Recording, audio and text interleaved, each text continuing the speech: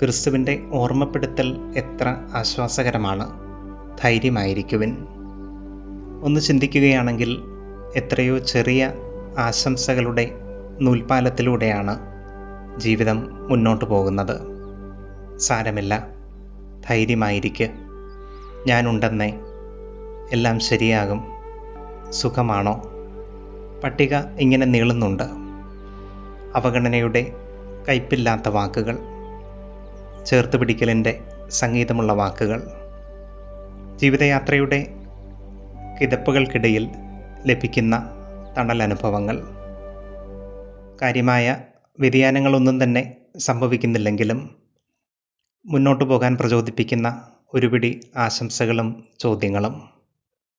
ജീവിതം കഠിനമാകുന്നത് ഭൂമിയിലെ മനുഷ്യരാരും ഇത്തരത്തിലുള്ള വാക്കുകൾ നമ്മോട് ഉരുവിടാത്തപ്പോഴാണ്.